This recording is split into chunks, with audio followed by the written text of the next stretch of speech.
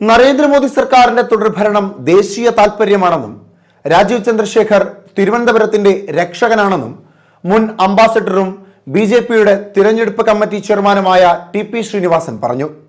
തെരഞ്ഞെടുപ്പ് പ്രചരണത്തിന്റെ ഭാഗമായി തിരുവനന്തപുരത്തിന്റെ സമഗ്ര പുരോഗതിക്കായി സമൂഹത്തിലെ എല്ലാ വിഭാഗം ആളുകളുടെയും പ്രശ്നങ്ങൾ കേട്ട് പരിഹരിക്കാനായി ബിജെപി തുടക്കമിട്ട എന്താണ് കാര്യം പദ്ധതിയുടെ വിശദവിവരങ്ങൾ മാധ്യമങ്ങളോട് പറയുകയായിരുന്നു അദ്ദേഹം. ഇന്നത്തെ നമ്മുടെ നാഷണൽ ഇൻട്രസ്റ്റ് എന്ന് പറയുന്നത് കണ്ടിന്യൂറ്റി ഓഫ് മോദി ഗവൺമെൻറ്റാണ്. കാരണം 10 വർഷമായിട്ട് നമ്മൾ കണ്ടിട്ടുള്ള അതിശയകരമായ കാര്യം, ഞാൻ അദ്ദേഹത്തെ 1999 അദ്ദേഹം ആരുമായിരുന്നില്ലാത്ത സമയത്ത് വാഷിങ്ടണിൽ വെച്ച് പരിചയപ്പെട്ടിട്ടുണ്ട്.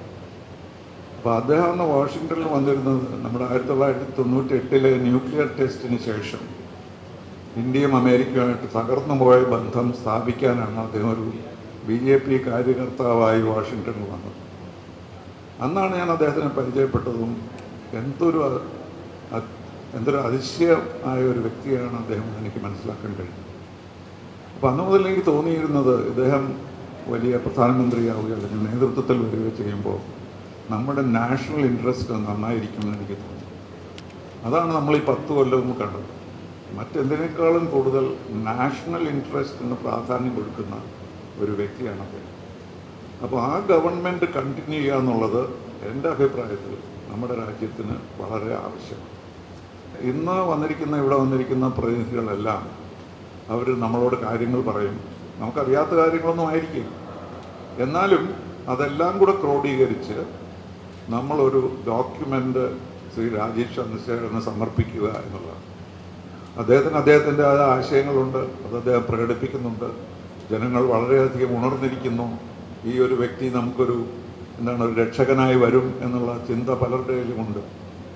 അതുകൂടാതെ തന്നെ നമുക്കിതൊന്ന് ക്രോഡീകരിച്ച് അദ്ദേഹത്തിൻ്റെ ആശയങ്ങൾ മാത്രമല്ല, നമ്മുടെ മുമ്പിൽ വരുന്ന ആശയങ്ങൾ അടുത്ത ദിവസങ്ങളിൽ 10 ദിവസം ഏപ്രിൽ 10 വരെ ഈ ഫോറം ഓപ്പൺ ആയിരുന്നു. തിരുവനന്തപുരത്തിന്റെ സമഗ്ര പുരോഗതിക്കായി സമൂഹത്തിലെ എല്ലാ വിഭാഗം ആളുകളുടെയും പ്രശ്നങ്ങൾ കേട്ട് പരിഹരിക്കുവാൻ തെരഞ്ഞെടുപ്പിന്റെ ഭാഗമായി ബിജെപി രൂപീകരിച്ച എന്താണ് കാര്യം പദ്ധതിയുടെ വിശദവിവരങ്ങൾ മാധ്യമങ്ങളുമായി സംസാരിക്കുകയായിരുന്നു ടി.പി. ശ്രീനിവാസൻ.